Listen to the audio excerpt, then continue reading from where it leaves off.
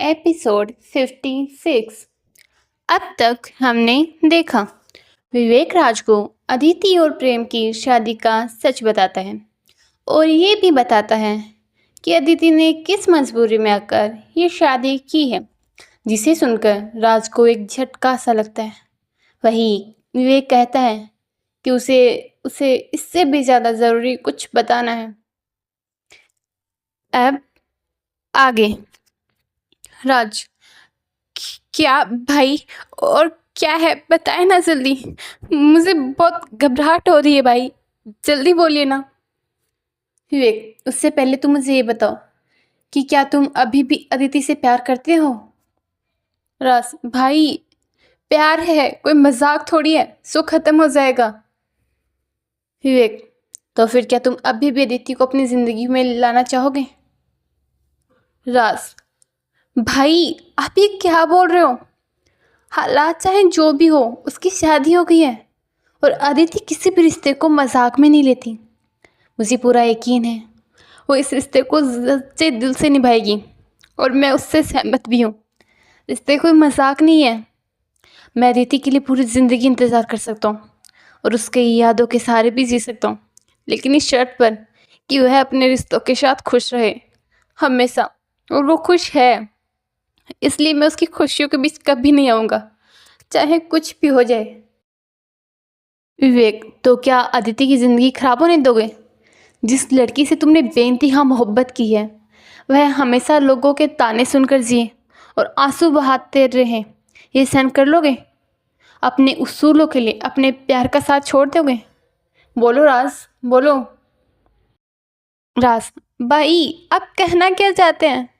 साफ साफ कहिए प्लीज़। मुझे आपकी कोई बात समझ नहीं आ रही है। कोई क्यों अदिति को गलत कहेगा और अदिति क्यों रोएगी?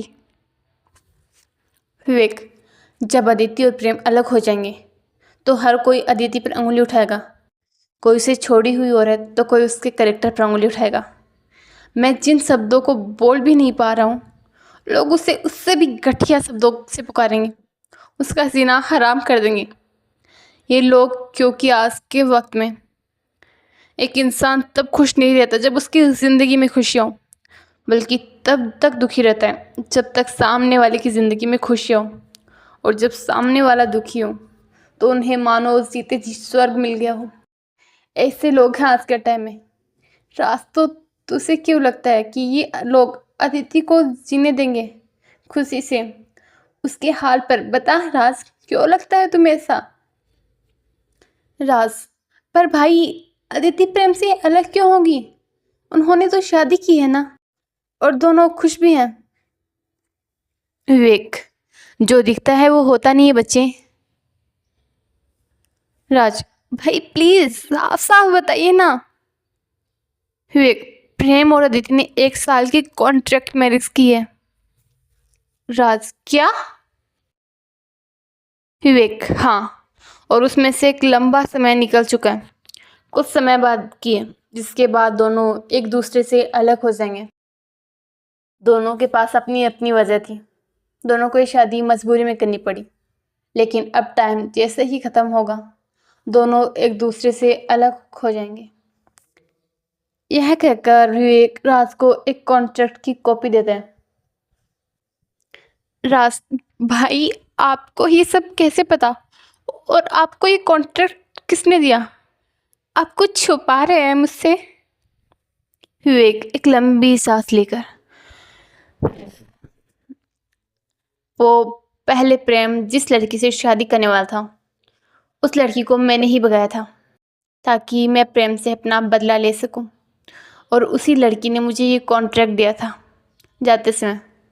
लेकिन मुझे ये नहीं पता था कि उसके भाग जाने के बाद प्रेम किसी और से शादी कर लेगा। खासकर ये तो बिल्कुल भी नहीं पता था कि वो लड़की अदिति होगी, वरना मैं ये कभी नहीं कर सकता। पर भाई, आपकी प्रेम से दुश्मनी क्या है? मुझे अच्छे से याद है, आप दोनों तो कॉलेज टाइम में बहुत अच्छे दोस्त हुआ करते थे ना। फिर अचानक से ऐसा क्या हुआ कि आप दोनों एक दूसरे से नफरत करने लगे? विवेक, मैंने ये सब बताने के लिए तुम्हें यहाँ नहीं बुलाया, और जो बताने के लिए बुलाया वो मैं तुम्हें बता चुका हूँ। तुम्हारे पास टाइम है, सोच कर बता देना। अगर तुम चाहते हो कि अदिति को तुम्हारी ज़िंदगी में वापस लाया जाए और वो हमेशा खुश रहे, तो मैं तुम्हारा साथ दूंगा। और अगर तुम्हें ऐसा नहीं करना, तो भी मैं अदिति को उस जैसे घटिया इंसान के साथ तो कभी नहीं रहने दूंगा, चाहे जो हो जाए। अब तुम जा सकते हो। राज, मैंने ज़्यादा बोल दिया हो तो सॉरी भाई, मैं ऐसा नहीं करना चाहता था, और इस बारे में मैं आपको अच्छे से सोचकर जवाब दूंगा। यह कहकर राज केबिन से बाहर चला जाता है। वही मिस्टर जी सिंह, जो काफ़ी टाइम से शांत रहकर उनकी बातें सुन रहे थे, वो विवेक से कहते हैं, मिस्टर सिंह सर, अगर आपको बुरा ना लगे तो आपसे एक बात कहूँ। विवेक, हाँ कहिए मिस्टर सिंह। मिस्टर सिंह, देखिए अब हमें आधी से ज़्यादा जानकारी मिल चुकी है, और मैरिज ऑफिस में किसी को लालच देकर उनकी शादी का सर्टिफिकेट भी हासिल कर लिया है। अगर हम इसे अपने तरीके से दुनिया के सामने लाएं, तो इससे हमें काफ़ी फ़ायदा होगा, और प्रेम सिंघानिया को एक बड़ा नुकसान। विवेक एक हल्की मुस्कुराहट के साथ, हर एक काम में फ़ायदा या नुकसान के लिए नहीं करना चाहिए मिस्टर सिंह।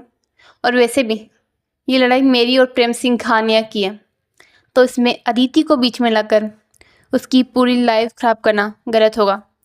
हम सब तो आगे बढ़ जाएंगे, पर ये दुनिया उसे नहीं जीने देगी। हर कोई उसे एक अलग ही नज़रिए से देखेगा, और चाहे मैं कितना ही बड़ा लॉस क्यों ना सहन कर लूँ, लेकिन कभी भी किसी को अपनी वजह से परेशान नहीं कर सकता। फिर वो तो एक साफ दिल की लड़की है, जो अपनों के लिए इस हद तक चली गई, उसकी लाइफ कैसे ख़राब कर दो। मिस्टर सिंह सर, आज आपके लिए मेरे दिल में इज्जत और भी बढ़ गई है। आप वाकई में एक अच्छे इंसान हैं, जिसने अपनी दुश्मनी भी दिल से निभाई है, और दोस्ती भी। मिस्टर सिंह की बात सुनकर विवेक को पुराने दिन याद आ जाते हैं, और उसकी आंखें हल्की नम हो जाती हैं, और हल्के से कहते हैं, विवेक दोस्ती ने ही तो आज यहाँ पर लाकर खड़ा कर दिया mister Singh. Hey dear listeners, कैसा लगा आपको आज का पार्ट ज़रूर बताएगा। और आपको क्या लगता है, क्या होगा राज का जवाब? क्या विवेक करेगा आदित्य और प्रेम को अलग? और क्या था प्रेम और विवेक का पास्ट? क्यों हम जो दो दिल एक दूसरे के लिए दोस्ती रखा करते थे, आज उनमें बेशुमार नफरत आ गई? जानने के लिए बने रहे मेरे साथ इस कहानी में। तो चलिए मिलते हैं अगले पार्ट में जल्द ही। तब तक के लिए बाय बाय।